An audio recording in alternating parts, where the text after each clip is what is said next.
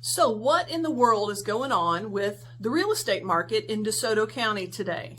Hey guys, this is Tracy Kirkley with Crye-Leike Realtors, and I wanted to just give you a quick update because we're getting ready to move into the fourth quarter of 2022.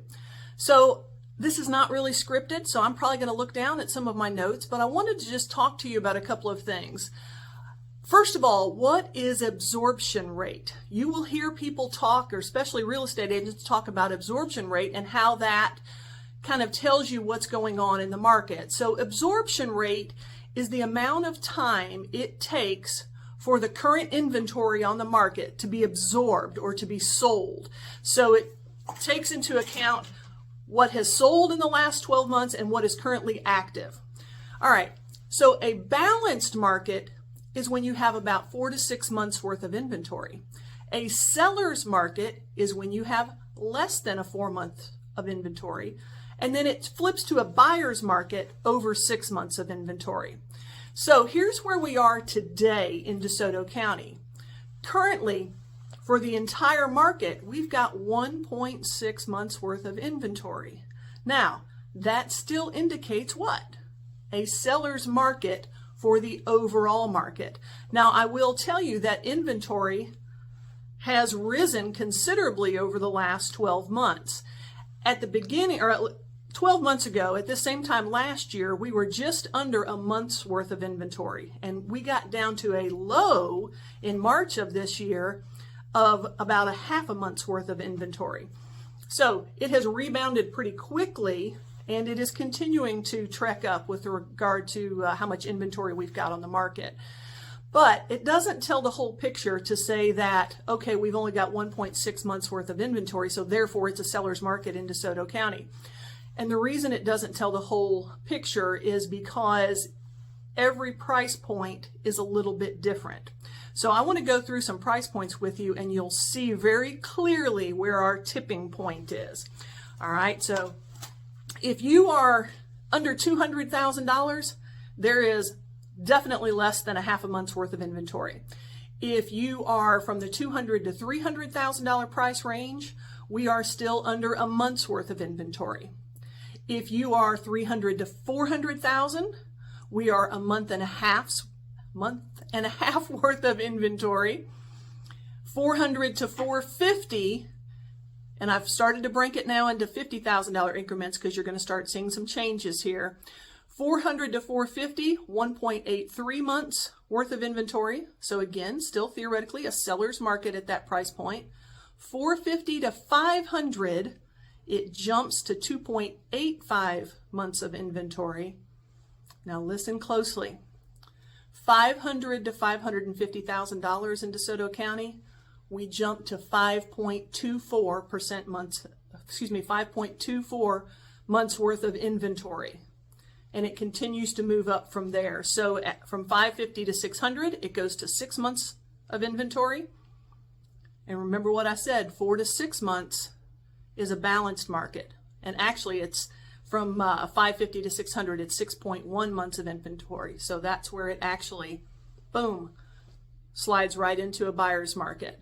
600 to 700, we've got 7.5 months worth of inventory, and then you jump above 700,000 in Desoto County, and you've got nearly a year's worth of inventory. It's a little over 11 months.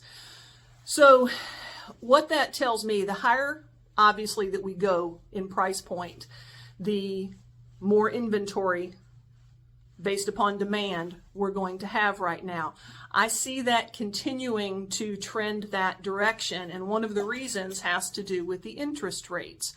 Okay, interest rates, some of those went up above 7% this week. All right, that would be on a conventional rate. And what a lot of you may not realize is there is a difference between rates for FHA buyers and conventional buyers. And at this point, conventional rates are actually higher and could be as much as 0.5% or a percent higher than an FHA rate. In our market, you've got to have a sales point just under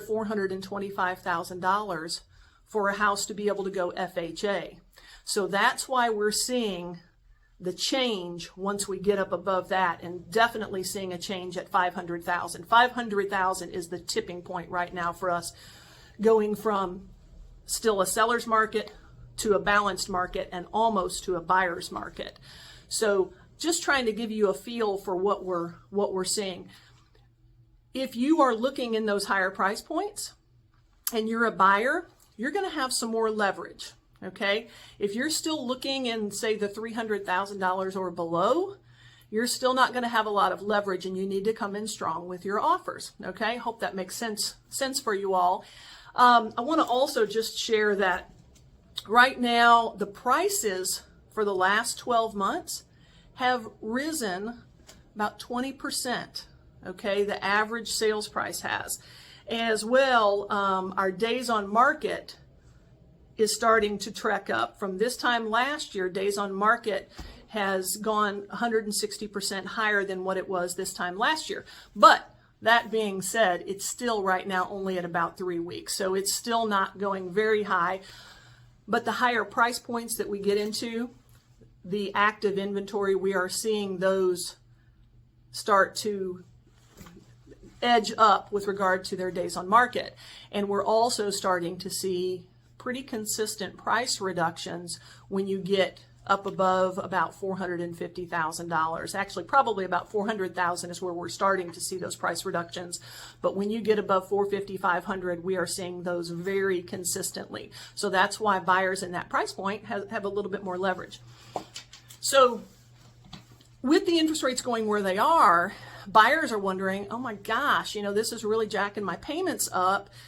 What can I do to get my payments to be a little bit lower? So there are some things that are coming out, and I'll talk about these separately to be able to get into them a little bit more in detail, but call me if you've got questions about these. We're starting to see what they call a buy down. There's 3-2-1 buy downs. There's 2-1 buy downs. And that basically is where a seller can pay to buy down your rate for certain periods of time. And that can help you to get into a house a little bit more affordably right now, wait out, see if interest rates come down at some point, and then you can do a refinance. Adjustable rate mortgages are starting to account for more of the loan originations right now as well. So that's something that you can consider if, especially if you know that you're going to be in your house only 5 years, 7 years, or if you feel that the interest rates are going to come down during that time, because you then can, again, do a refinance to go ahead and get that rate down at a little bit later. People will say, marry the house, date the rate. Okay, and basically what that means is, go ahead and get the house that you want. The rates may not be where you want them to be today, but guys, there's always an opportunity down the road to go ahead and refinance. Now, I just want to say, however, with regard to interest rates, I do not see us going back to a time where they were as low as they've been the last couple of years. I think the days of 3% or below are behind us. I think that was totally an anomaly, and everybody that I read and listen to with regard to experts in this field also believe that. So you need to be looking at some point, maybe us getting back into the 4s and the 5s. All right. But if you're at a 2.87% interest rate right now, okay, that's a great place to be. And I have had some sellers say, look, I'm not selling, I'm holding on. So this is where I think we're going to see the potential for inventory to, it's trickling up right now because buyers are a little bit on the fence, but there are going to be some sellers who decide not to sell because their interest rates are so darn good right now. I was at dinner last night with someone, and she said, I'd love to get another house, but I got a 2.87% interest rate. It's hard to give that up.